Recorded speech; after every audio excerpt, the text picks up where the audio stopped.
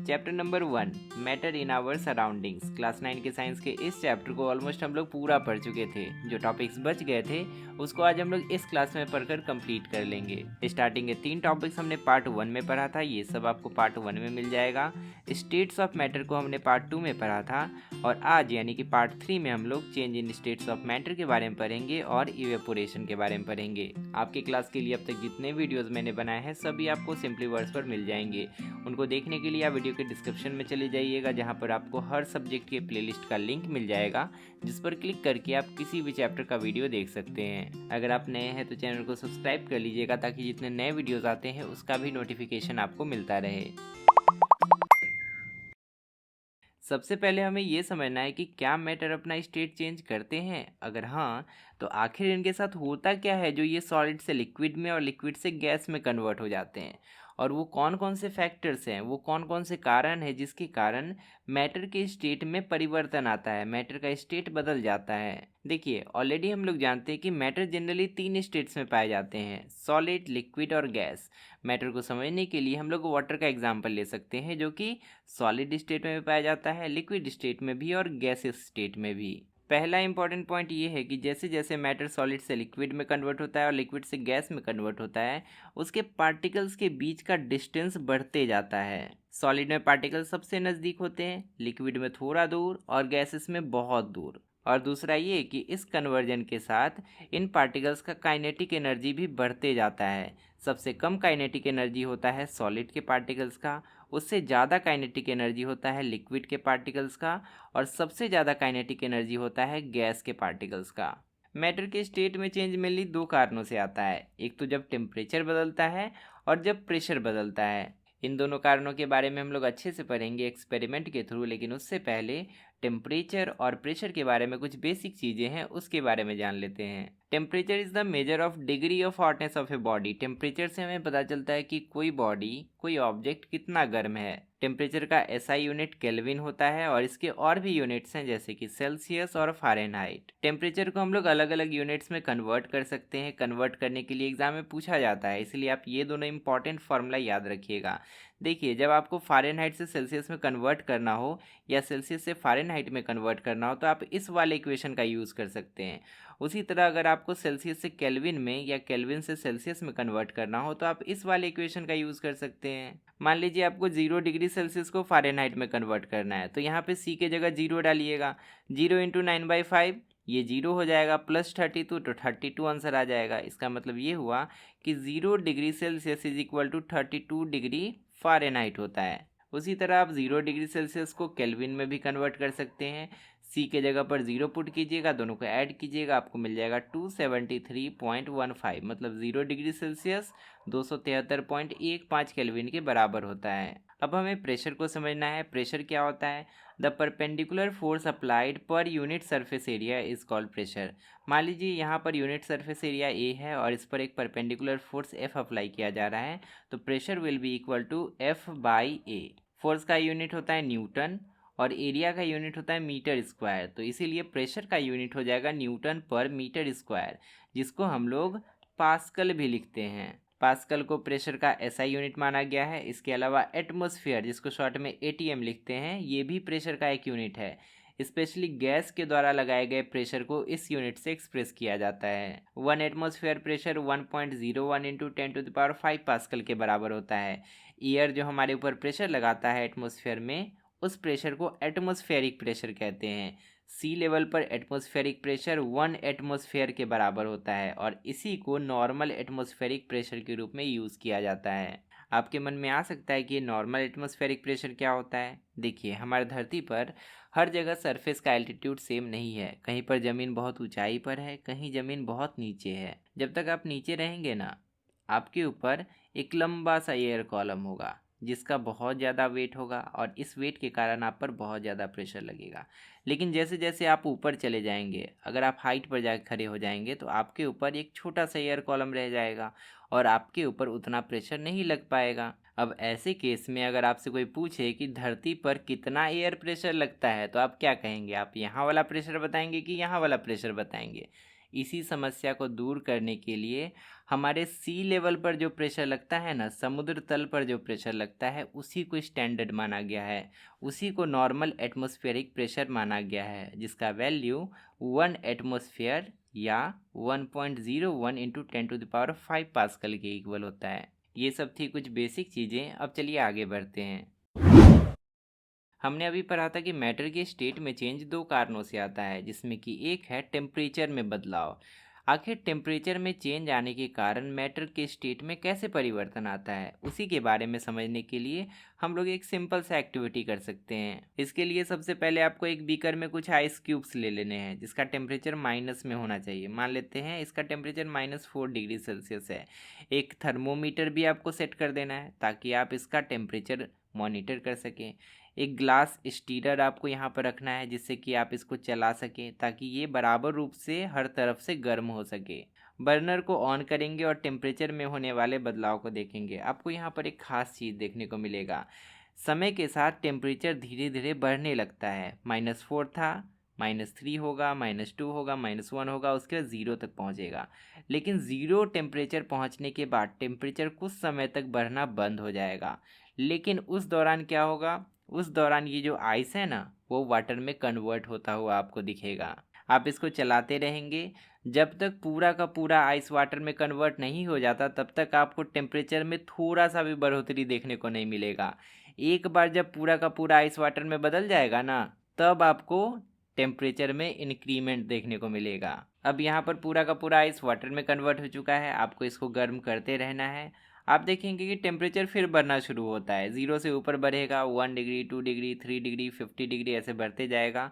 जैसे ये 100 degree Celsius तक पहुंचेगा ना, एक बार फिर से टेम्परेचर फंस जाएगा, टेम्परेचर बढ़ना बंद कर देगा। पहले एक बार ऐसा कब हुआ था? 0 डिग्री सेल्सियस पहुंचने के बाद। इसके बाद टेम्परेचर बढ़ना रुक गया था। अब यहाँ पर 100 डिग्री सेल्सियस के बाद टेम्परेचर बढ़ना रुक जाएगा, और उस दौरान क्या देखने को मिलेगा? उस दौरान वाटर का कन्वर्जन गैस में, वेपर में होता हुआ आपको दिखेगा। इस एक्टिविटी से हम लोग दो बातें समझ सकते हैं। पहला ये कि ये जो हीट एनर्जी हम लोग यहाँ से दे रहे हैं ना, वो हीट एनर्जी ऊपर जिस भी स्टेट में मैटर है उसके काइनेटिक एनर्जी को बढ़ा देता है। काइनेटिक एनर्जी बढ़ने के कारण मैटर के पार्टिकल्स एक दूसरे से दूर हो जाते हैं और उसका स्टेट बदल जाता है। अगर वो सॉलिड स्टेट में है तो लिक्विड बन जाता है, अगर वो लिक्विड स्टेट में है तो गैस बन जाता है। और दूसरा ये कि दो टेम्परेचर पॉइंट्स, एक 0 डिग्री सेल्सियस और एक 100 डिग्री सेल्सियस, ये दोनों ऐसे टेम्परेचर पॉइंट हमें मिले जिस समय हीट एनर्जी देने के बाद भी मैटर का टेम्परेचर नहीं बढ़ रहा था, क्योंकि वो हीट एनर्जी मैटर के स्टेट को बदलने में यूज हो जा रहा था। इस बात को बेहतर तरीके से समझने के लिए हम लोग इस वाले ग्राफ को स्टडी कर सकते हैं, जिसमें कि एक्स एक्सिस पर टाइम को लिया गया है और वाई एक्सिस पर टेम्परेचर को लिया गया है। हम लोग आइस को गर्म करना शुरू किए थे, उसका टेम्परेचर टाइम के साथ बढ़ने लगा था। बढ़ते बढ़ते जैसे वो 0 डिग्री सेल्सियस तक पहुंचा, उसका टेम्परेचर बढ़ना बंद हो गया। उसके बाद जितना हीट एनर्जी उसको मिला, उस हीट एनर्जी का इस्तेमाल करके वो केवल सॉलिड से लिक्विड में कन्वर्ट हुआ। उस दौरान उसका टेम्परेचर नहीं बढ़ा। जब पूरी तरह कन्वर्जन हो जाता है, उसके बाद फिर उसका टेम्परेचर बढ़ना शुरू होता है, और फिर दोबारा जब वो टेम्परेचर 100 डिग्री सेल्सियस तक पहुंच जाता है, तो फिर से वही हमें देखने को मिलता है। 100 डिग्री पर टेम्परेचर दोबारा रुक जाता है, टेम्परेचर नहीं बढ़ता है, और लिक्विड वाटर गैस में कन्वर्ट होने लगता है। वो टेम्परेचर जिस पर वाटर अपने सॉलिड स्टेट से लिक्विड स्टेट में कन्वर्ट होता है, उसी को कहते हैं मेल्टिंग पॉइंट। वाटर का मेल्टिंग पॉइंट 0 डिग्री सेल्सियस होता है, जिसको कि केल्विन में 273.15 केल्विन लिख सकते हैं। और जिस टेम्परेचर पर वाटर अपने लिक्विड स्टेट से गैसेस स्टेट में कन्वर्ट होता है, उस टेम्परेचर को वाटर का बॉइलिंग पॉइंट कहते हैं, जो कि 100 डिग्री सेल्सियस होता है, जिसको कि केल्विन में 373.15 केल्विन लिख सकते हैं। The melting point of a solid is an indication of the strength of the force of attraction between its particles. एक सॉलिड का मेल्टिंग पॉइंट ये बताता है कि उसके पार्टिकल्स के बीच कितना स्ट्रॉन्ग फोर्स ऑफ अट्रैक्शन है। ज़्यादा स्ट्रॉन्ग फोर्स ऑफ अट्रैक्शन होगा तो उस सॉलिड का मेल्टिंग पॉइंट ज़्यादा होगा। कम फोर्स ऑफ अट्रैक्शन होगा तो उस सॉलिड का मेल्टिंग पॉइंट कम होगा, वो जल्दी से मेल्ट हो जाएगा। ये एक सिंपल सा डायग्राम है। आंसर लिखते वक्त आप इसको भी बना सकते हैं एग्जाम में। सॉलिड स्टेट से हीट करने के बाद लिक्विड स्टेट में कन्वर्ट होता है मैटर, और उसके बाद भी हीट करेंगे तो गैसेस स्टेट में कन्वर्ट होगा। उसके रिवर्स भी हम लोग कर सकते हैं। गैसेस स्टेट को अगर कूल करेंगे, उसको ठंडा करेंगे, तो लिक्विड स्टेट में कन्वर्ट हो जाएगा मैटर, और अगर लिक्विड स्टेट को कूल करेंगे तो वो सॉलिड स्टेट में कन्वर्ट हो जाएगा। अब हमें लेटेंट हीट को समझना है। लेटेंट हीट को हिंदी में गुप्त ऊष्मा कहते हैं। इस वाले ग्राफ को देखिए, यहाँ पर हम लोग हीट एनर्जी देना शुरू किए थे तो टेम्परेचर बढ़ता हुआ हमें दिखाई दे रहा था, लेकिन इस दौरान जो हीट एनर्जी हम लोग दिए, जब सॉलिड से लिक्विड में कन्वर्जन हो रहा था तो टेम्परेचर में थोड़ा सा भी बढ़ोतरी नहीं दिख रहा था। मतलब जो हीट एनर्जी हम लोग दे रहे थे वो एक तरह से छुप जा रहा था, चुपचाप अंदर ही अंदर काम कर रहा था। वैसा ही कुछ यहाँ पर भी हमें देखने को मिला। यहाँ भी टेम्परेचर नहीं बढ़ रहा था, चुपचाप अंदर ही अंदर उसका स्टेट में बदलाव हो रहा था। तो इन दोनों जगहों पर जो हीट एनर्जी एक तरह से हिडन है, उसी हिडन हीट एनर्जी को हम लोग लेटेंट हीट कहते हैं। इन दोनों का भी अलग अलग नाम है। यहाँ जो लेटेंट हीट है उसको कहा जाता है लेटेंट हीट ऑफ फ्यूजन, और यहाँ जो लेटेंट हीट है उसको कहा जाता है लेटेंट हीट ऑफ वेपराइजेशन। वही डेफिनेशन यहाँ पर लिख दिए हैं सिंपल लैंग्वेज में, बुक में जैसे डेफिनेशन दिया गया है आप उसको भी फॉलो कर सकते हैं। लेटेंट हीट क्या होता है? Latent heat is the energy absorbed और released during a phase change without a change in temperature. मतलब टेम्परेचर में बिना बदलाव हुए फेज में बदलाव होता है, उस दौरान जो एनर्जी रिलीज होता है या एब्जॉर्ब होता है, उसी एनर्जी को लेटेंट हीट कहते हैं। अब देखिए, एनर्जी एब्जॉर्ब होता है वो तो हम लोग अभी देखे कि यहाँ पर एनर्जी हम लोग दे रहे थे, लेकिन एनर्जी रिलीज भी हो सकता है क्या? हाँ, हो सकता है। अगर हम लोग प्रोसेस को रिवर्स कर दें, मतलब गैस से हम लोग लिक्विड में कन्वर्ट करें, तो यहाँ पर आपको एनर्जी मिलेगा, आपको एनर्जी देना नहीं होगा। उसी तरह से जब लिक्विड से सॉलिड में कन्वर्ट करेंगे तब भी आपको हीट एनर्जी नहीं देना होगा, उल्टा आपको हीट एनर्जी निकालना होगा, आपको हीट एनर्जी मिलेगा। यहाँ पर आपको कूलिंग करना पड़ेगा। इसीलिए यहाँ पर दोनों केस हम लिख दिए हैं, चाहे एब्जॉर्ब हो या रिलीज हो, उसको लेटेंट हीट ही कहा जाएगा। लेटेंट हीट ऑफ फ्यूजन क्या होता है? जब सब्सटेंस सॉलिड से लिक्विड में या लिक्विड से सॉलिड में कन्वर्ट होता है तो उस केस में जो एनर्जी एब्जॉर्ब या रिलीज होता है उसको कहते हैं लेटेंट हीट ऑफ फ्यूजन। अब आप इसको भी डिफाइन कर ही सकते हैं। लेटेंट हीट ऑफ वेपराइजेशन क्या होता है? सेम है, लेकिन यहाँ पर क्या है? यहाँ पर लिक्विड टू वेपर है। It is the energy absorbed और release during a phase change from liquid to vapour और वाइस वर्सा। जब सब्सटेंस लिक्विड से वेपर में या वेपर से लिक्विड में कन्वर्ट होता है तो जो एनर्जी एब्जॉर्ब या रिलीज होता है, जो हीट एनर्जी, उसी हीट एनर्जी को कहते हैं लेटेंट हीट ऑफ वेपराइजेशन। अब देखिए, मैटर जनरली सॉलिड स्टेट से लिक्विड में कन्वर्ट होते हैं, उसके बाद गैस में कन्वर्ट होते हैं, बट कुछ ऐसे भी सॉलिड्स होते हैं जो कि डायरेक्टली गैसेस स्टेट में कन्वर्ट हो जाते हैं। फॉर एग्जांपल कैम्फोर, जिसको हिंदी में हम लोग कपूर भी कहते हैं। इसको आप लोग एक्टिविटी के थ्रू भी समझ सकते हैं। सिंपली आपको एक चाइना डिश में थोड़ा सा कपूर लेना है और एक इन्वर्टेड फनल से उसको बंद कर देना है, ऊपर से आपको कॉटन लगा देना है ताकि वो बाहर ना निकल सके। आप इसको हीट एनर्जी दीजिए, अगर यहाँ पर आइस होता तो वो लिक्विड में कन्वर्ट होता, बट ये डायरेक्टली गैस में कन्वर्ट हो जाएगा। ऊपर इसको ठंडक मिलेगा तो ये गैस वापस से डायरेक्टली सॉलिड में कन्वर्ट हो जाएगा और यहाँ पर जाके डिपॉजिट हो जाएगा। तो यहाँ तक हमने अच्छे से पढ़ लिया कि टेम्परेचर में चेंज आने के कारण मैटर के स्टेट में कैसे बदलाव आता है। अब हमें पढ़ना है कि प्रेशर में चेंज आने के कारण, अगर आप प्रेशर को बदलते हैं तो मैटर का स्टेट में कैसा बदलाव आपको देखने को मिलेगा। इस फिगर को ध्यान से देखिए। यहाँ पर एक सिलेंडर है जिसमें कि एक पिस्टन लगाया गया है और अंदर कुछ गैस बंद है। अगर आप पिस्टन पर फोर्स लगाते हैं तो गैस के बीच का जो इंटरमॉलिक्यूलर स्पेस है वो धीरे धीरे कम होते जाएगा। आप फोर्स लगाएंगे तो वो गैस को कंप्रेस करेगा, गैस को कंप्रेस करेगा और उसके पार्टिकल्स एक दूसरे के नज़दीक आते जाएंगे। इससे ये पता चलता है कि जैसे जैसे आप प्रेशर बढ़ाइएगा, मैटर अपने गैसेस स्टेट से लिक्विड स्टेट में कन्वर्ट होगा और फिर लिक्विड स्टेट से सॉलिड स्टेट में कन्वर्ट हो जाएगा। इन तीनों स्टेट्स ऑफ मैटर के बीच में जितने भी कन्वर्जन प्रोसेसेस हैं उनका अलग अलग नाम भी है जो कि आपको याद रखना है।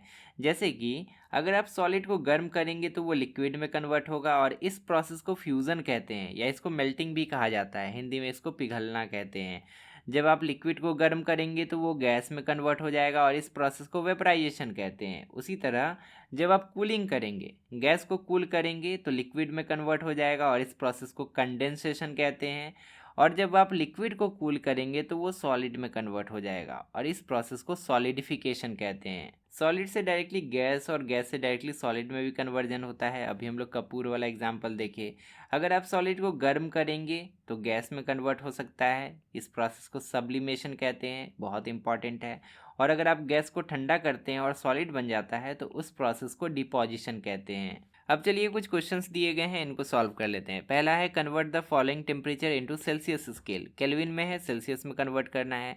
हमारे पास इक्वेशन क्या था? इक्वेशन था हमारे पास k is equal to C plus 273.15। इसको हम लोग लिख सकते हैं c is equal to k minus 273.15। हमारे पास केल्विन में टेम्परेचर है 300 है, तो 300 माइनस 273.15 कर देंगे तो हमें टेम्परेचर सेल्सियस में मिल जाएगा। It will be equal to 26.85 degree Celsius. उसी तरह आप इसको भी सेल्सियस में कन्वर्ट कर सकते हैं। इसमें से 273.15 को सब्ट्रैक्ट कर देना है। उसके बाद आपसे पूछा गया what is the physical state of water at 250 degree Celsius and 100 degree Celsius. Water किस स्टेट में रहेगा 250 डिग्री सेल्सियस पर और 100 डिग्री सेल्सियस पर? तो इसका आंसर आपको ध्यान से देना है। देखिए 250 डिग्री सेल्सियस पर वाटर डेफिनेटली गैसेस स्टेट में रहेगा, लेकिन बच्चे इसमें गलती करते हैं। देखिए 100 डिग्री सेल्सियस पर ना टेम्परेचर बढ़ना बंद होता है, हम आपको बताए थे, और उसी दौरान वाटर अपने लिक्विड स्टेट से गैसेस स्टेट में कन्वर्ट होती है। मतलब ये वो टेम्परेचर है जिस पर वाटर लिक्विड स्टेट में भी एग्जिस्ट करता है और गैसेस स्टेट में भी एग्जिस्ट करता है। तो आपको आंसर में यही लिखना है कि 100 डिग्री सेल्सियस पर वाटर दो स्टेट्स में एग्जिस्ट करता है, लिक्विड और गैस। तीसरे में पूछा है for any substance why does the temperature remain constant during the change of state. जब स्टेट में चेंज हो रहा होता है, जैसे कि सॉलिड से लिक्विड में कन्वर्ट हो रहा है या लिक्विड से गैस में कन्वर्ट हो रहा है, तो उस दौरान टेम्परेचर बढ़ना क्यों बंद हो जाता है? तो ये तो हम आपको अच्छे से समझाए। उस दौरान टेम्परेचर इसीलिए बढ़ना बंद हो जाता है क्योंकि जितना भी हीट एनर्जी दिया जा रहा होता है ना, वो हीट एनर्जी स्टेट को चेंज करने में खर्च हो जाता है और टेम्परेचर नहीं बढ़ पाता है, जिस वजह से टेम्परेचर बढ़ ही नहीं पाता है। चौथे में पूछा है suggest a method to liquefy atmospheric gases. Atmosphere में जो गैस प्रेजेंट होते हैं उनको अगर आपको लिक्विड में कन्वर्ट करना हो तो आप क्या करेंगे? सिंपल सा आंसर है, आप उस पर प्रेशर अप्लाई करेंगे, उसको एक कंटेनर में बंद कर कर कंप्रेस करेंगे तो वो लिक्विड में कन्वर्ट हो जाएगा, क्योंकि इसके पार्टिकल्स एक दूसरे के पास पास आ जाएंगे जब आप उसको कंप्रेस कीजिएगा तो। और साथ ही साथ अगर आप कूल कर दें, उसको ठंडा कर दें, तो उसके पार्टिकल्स और एक दूसरे के नज़दीक आ जाएंगे, क्योंकि ठंडा करने पर उनका काइनेटिक एनर्जी कम हो जाएगा। एग्जाम्पल के लिए घर में हम लोग एलपीजी इस्तेमाल करते हैं। एलपीजी में क्या होता है? गैस होता है, लेकिन उस गैस को कंप्रेस करके एक सिलेंडर में उसको भर कर कम जगह में बहुत सारे गैसेस भर दिए जाते हैं, जिस वजह से अंदर बहुत ज़्यादा प्रेशर हो जाता है और गैस कंप्रेस हो जाती है। आप सिलेंडर को हिलाइएगा ना तो आपको लगेगा जैसे कि अंदर कोई पानी भरा हुआ है, कोई लिक्विड भरा हुआ है, लेकिन वो एक्चुअल में गैस है जो कि लिक्विफाई हो चुका है। उसी तरह से कार्बन डाइऑक्साइड को भी कंप्रेस करके सॉलिड में कन्वर्ट किया जा सकता है। कार्बन डाइऑक्साइड लिक्विड नहीं बनता है, डायरेक्ट सॉलिड बन जाता है। इसी वजह से इसको ड्राई आइस भी कहते हैं। 3 और 4 का आंसर आप कुछ ऐसे लिख सकते हैं। आप इसको एक बार पढ़ लीजिएगा, कोशिश कीजिएगा एग्जाम में अपने वर्ड्स में आंसर लिखने का। अब चलिए इस चैप्टर के सबसे अंतिम टॉपिक पर आते हैं, डेट इज़ इवेपोरेशन। बहुत सारे बच्चों को लगता है कि इवेपोरेशन और बॉइलिंग सेम है, लेकिन दोनों सेम नहीं है, दोनों एक दूसरे से काफ़ी अलग हैं। इवेपोरेशन को समझने से पहले आपको बॉइलिंग समझा देते हैं, तब आपको इवेपोरेशन अच्छे से समझ में आएगा और आपको कभी कन्फ्यूज़न नहीं होगा। एक कंटेनर में पानी ले लेते हैं और उसको गर्म करना शुरू करते हैं। गर्म होने के बाद जब टेम्परेचर 100 डिग्री सेल्सियस पहुंच जाता है तब आपको वाटर में मूवमेंट दिखने लगता है, वाटर में बुलबुले बनने लगते हैं। इसी प्रोसेस को बॉइलिंग कहते हैं। बॉइलिंग के बारे में कुछ इंपॉर्टेंट पॉइंट्स हैं, जैसे कि बॉइलिंग पूरे वाटर में एक साथ होता है। बॉइलिंग करवाने के लिए हीट एनर्जी देना जरूरी है। आप इसको गर्म नहीं करेंगे तो बॉइलिंग नहीं हो सकता, और बॉइलिंग केवल बॉइलिंग पॉइंट पर ही हो सकता है, मतलब टेम्परेचर को 100 डिग्री सेल्सियस तक पहुंचाना पड़ेगा तभी बॉइलिंग शुरू होगा। लेकिन इवेपोरेशन ऐसा नहीं है। अब चलिए इवेपोरेशन को समझते हैं। The phenomenon of change of liquid into vapour. Boiling में भी लिक्विड से वेपर में कन्वर्ट हो रहा था, ध्यान दीजिएगा।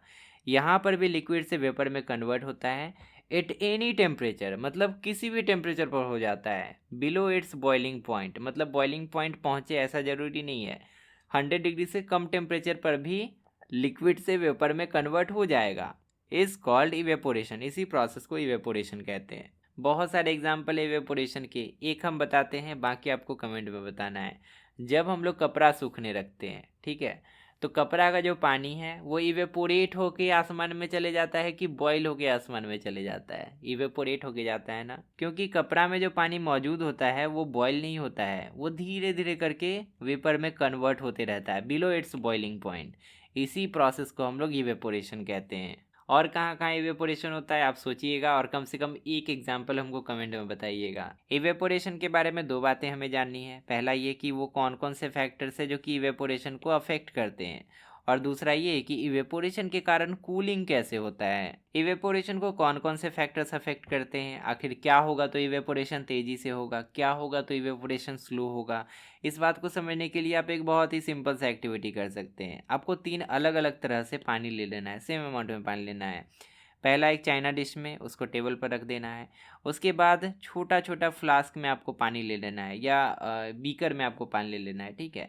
और उसके बाद एक ऐसे कंटेनर में पानी ले लेना है जो कि ऊपर से बंद हो सके, और उसको अलमारी में आपको रख देना है। आपको 3-4 दिन तक इसको ऐसे ही रख के इंतज़ार करना है। आप देखिएगा कि ये पानी पहले गायब हो जाएगा।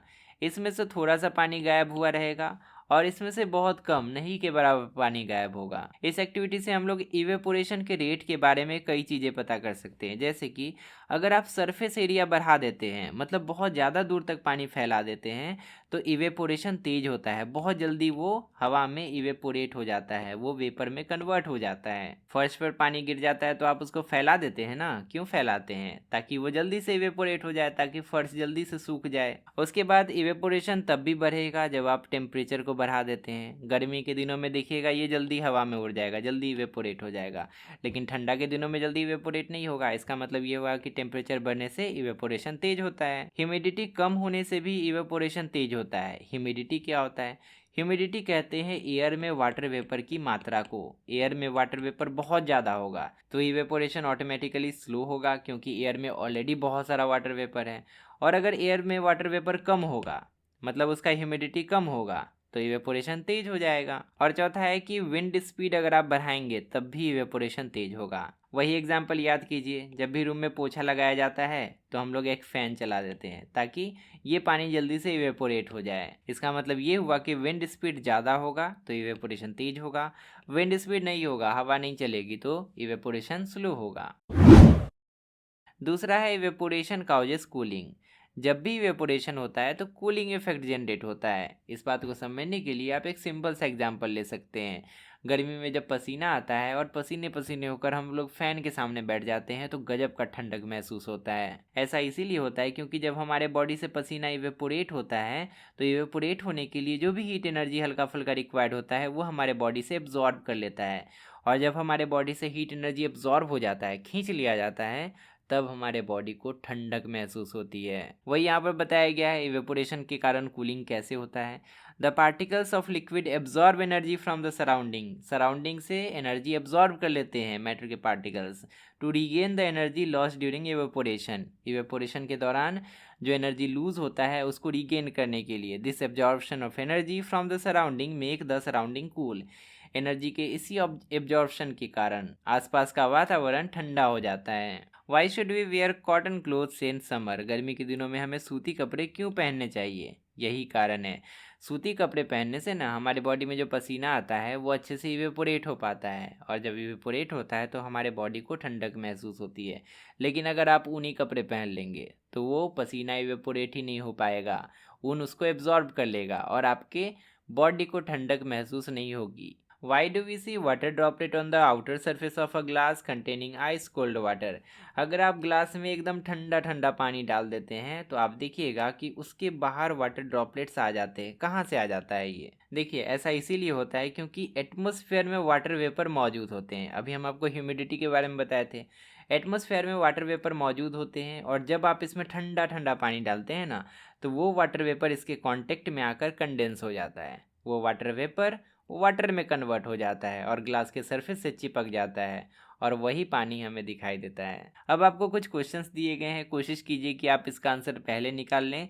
हम तो आपको बता ही रहे हैं। पहला क्वेश्चन है, why does a desert cooler cool better on a hot dry day. गर्मी के दिनों में जब ह्यूमिडिटी बहुत कम होती है, एयर में वाटर वेपर की मात्रा बहुत कम होती है, तब डिजर्ट कूलर अच्छा कूलिंग करता है। ऐसा क्यों? देखिए, ह्यूमिडिटी कम होने से इवेपोरेशन तेजी से होता है। यहाँ पर आप जानते होंगे कूलर में पानी गिरता है, वो इवेपोरेट होता है। इवेपोरेट होने के कारण यहाँ पर कूलिंग इफेक्ट जनरेट होता है। हवा उसके कांटेक्ट में आकर ठंडी हो जाती है, और वही हवा ये फैन हमें आगे आगे की तरफ पुश करके हमारे पास पहुँचाता है। दूसरा है कि how does the water kept in an earthen pot, मटका। बिकम कूल ड्यूरिंग समर, गर्मी के दिनों में मटके में रखा पानी कैसे ठंडा हो जाता है? आखिर उसमें कौन सा सिस्टम लगा हुआ है? देखिए कोई सिस्टम नहीं है, घड़े में छोटे छोटे पोर्स होते हैं, बहुत छोटे छोटे छिद्र होते हैं। अगर आप इसमें पानी रखिएगा ना तो उस छिद्र से पानी धीरे धीरे बाहर निकलते रहता है। वो पानी इवेपोरेट हो जाता है एटमॉस्फेयर के कांटेक्ट में आने के बाद, और इवेपोरेशन होने के कारण यहाँ पर कूलिंग इफेक्ट जनरेट होता है और अंदर का पानी ठंडा हो जाता है, और कुछ इसमें नहीं है। तीसरा है, why does our palm feel cold when we put some acetone और पेट्रोल और परफ्यूम ऑन इट। अगर आप अपने हाथों पर एसीटोन या पेट्रोल या परफ्यूम डालेंगे तो आपको हाथ ठंडा ठंडा फील होगा। ऐसा क्यों होता है? सैनिटाइजर से भी होता है, आप देखे होंगे। देखिए ये सब जो चीज़ है ना तुरंत इवेपोरेट हो जाता है रूम टेम्परेचर पर ही। अगर आप हाथ में लगाएंगे इवेपोरेट होगा, उस कारण से कूलिंग इफेक्ट जनरेट होता है। इसी कारण से आपके हाथ को ठंडा ठंडा फील होता है। Why are we able to sip a hot tea और milk faster from saucer rather than a cup. एक प्लेट में रखे गर्म चाय को हम लोग एक कप में रखे गर्म चाय के मुकाबले जल्दी पी जाते हैं। ऐसा क्यों होता है? तो देखिए एक प्लेट में जो रखा हुआ चाय होता है ना उसका सरफेस एरिया ज़्यादा होता है। सरफेस एरिया ज़्यादा मतलब ज़्यादा तेज़ी से इवेपोरेशन होगा। ज़्यादा तेज़ी से इवेपोरेशन मतलब ज़्यादा कूलिंग इफेक्ट, और इसी कूलिंग इफेक्ट के कारण चाय जल्दी से ठंडा हो जाएगा और हम लोग इसको आसानी से पी लेंगे। लेकिन कप में अगर आप चाय रखिएगा ना तो उसका सरफेस एरिया कम होगा, ये जल्दी से ठंडा नहीं होगा और इसको पीने में आपको टाइम लगेगा। अंतिम क्वेश्चन बहुत आसान है, what type of cloth should we wear in summer? इसका आंसर आपको कमेंट में बताना है। इन सभी क्वेश्चंस का आंसर हम रिटन फॉर्म में यहाँ पर लिख दिए हैं, आप चाहें तो इसको पढ़ सकते हैं, इसको नोट डाउन कर सकते हैं। कोशिश लेकिन कीजिएगा कि एग्जाम में अपने वर्ड्स में ही आंसर करें। तो फाइनली हमने इस पूरे चैप्टर को कंप्लीट कर लिया। अब आपको किस चैप्टर का एक्सप्लेनेशन चाहिए कमेंट में लिखकर जरूर बताइएगा। हम कोशिश करेंगे कि उसको भी बहुत जल्दी अपलोड कर दें। जाने से पहले चैनल को सब्सक्राइब कर लीजिएगा। लेफ्ट साइड में क्लिक करके आप साइंस का प्लेलिस्ट ओपन कर सकते हैं जहाँ पर आपको एक लाइन से हर चैप्टर का वीडियो मिल जाएगा, और राइट साइड में क्लिक करके आप अगला वीडियो देख सकते हैं। फिलहाल इस वीडियो में इतना ही, मिलते हैं अगली क्लास में बहुत सारे नए टॉपिक्स के साथ। तब तक के लिए अपना ध्यान रखिए और अच्छे से पढ़ाई करते रहिए।